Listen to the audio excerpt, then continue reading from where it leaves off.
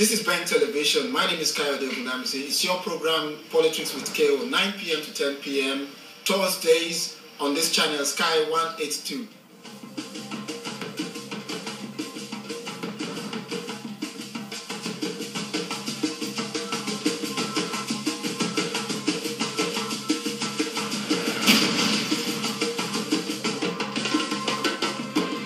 Don't miss the debates by Nigerians and friends of Nigeria on issues surrounding Nigeria from around the world.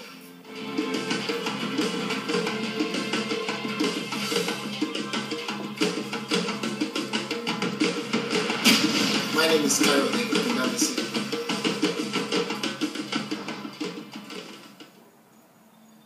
"22 days to the Nigerian presidential elections, and the two major contenders are stopping at nothing to woo the electorate." Good evening and welcome to the show. My name is Rose Peter Graham. I'm standing in for Oluwakayode Ogudamisi, who is presently in Nigeria for a close observation of the elections. He's presently in Abuja. He went to Lagos and he's been going all around to get first-hand information on the happenings, that's happening around. And I must let you know that I'm looking forward to a very interactive section today, and I have two guests in the studio. They are not new to us. I have beside me Otunba Osenie, who is a media consultant and a public and political analyst. And of course, beside him is Barrister Gbenga Akinmoyo. He's the former chairman, PDP UK chapter. Welcome, gentlemen. Good evening, welcome. Good evening, Rose. I just have to tell our viewers about you first, but we would be speaking with Kayode, like I mentioned before. He is in Nigeria, so he will tell us what is happening, what he's observing, what the atmosphere is like, what is happening with the people and INEC, because a number of people have been complaining that they do not have their permanent voters card and the election is so close, and they want to know if they've been disenfranchised, that INEC should, of course, let all of this known to them. Besides that, a whole lot has been happening this week. It's been very, very busy. Just so much we want to talk about, and I hope we will be able to touch them all. But before then, there's a bombshell on the internet before a major bombshell today, and I'm going to be talking about that too, that there's some plans to postpone the elections. We don't know what's happening, but we heard that the PDP-led federal government, I just want to be very careful there, the PDP-led federal government has given some media houses ₦1 billion each to promote the postponement or postponing the elections. And we would like to know the impact that this will have on the electorate. So I would like to find out from Otunba, what do you think the impact this is going to have eventually, because the whole world is looking at Nigeria? Thank you, Rose. And let me say this. My experience with the way the ruling party have been doing business in Nigeria, I cannot take anything past them. And this is not like being partisan or being not honest here. You see, we have to live, Nigerians have to live with so many tissues of stories, information that are not correct, just to cover their back and so. So if the story is coming from a reliable point that they have agreed to put ₦1 billion to each of the media houses to generate information that are not correct, I will not let that pass them. Do you think that could be true? Again, like I said, we have a catalogue of issues. I was in Nigeria when the federal government, the chief of staff said Shekau has been killed. And people say, well, show us the body of Shekau. Body of Shekau somehow was cloned, shown to the whole world. And what happened 2 days thereafter? We now find out Shekau in his whatever came out and said, I'm still here. Now the second one was like they say they have agreed on truce, that there's going to be a ceasefire. Yes. Again, it turned out to be lies. Okay. And we also have to live with the current situation of something is wrong with the opponents. We instead of dealing with issues that are affecting Nigerians, problems that Nigerians have to contend with for not having this, for not having that.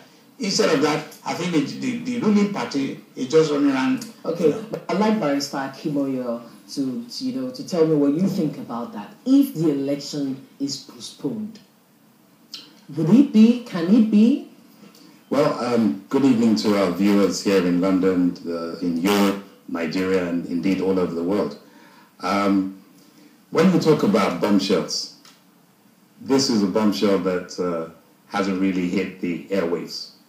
The bombshell that we know is actually circulating now is whether or not we're going to get authentic school certificates produced by a presidential candidate who's representing one of the parties, is whether or not the elections are going to go ahead, is whether or not IDPs, that is displaced individuals, are going to be able to vote, is whether or not PDP is going to take over Lagos. Those are the bombshells really that interest us in February 2015. They talk about a change. They want to change. Of course, we want to change in Lagos because the APC-led government has been in control of that state.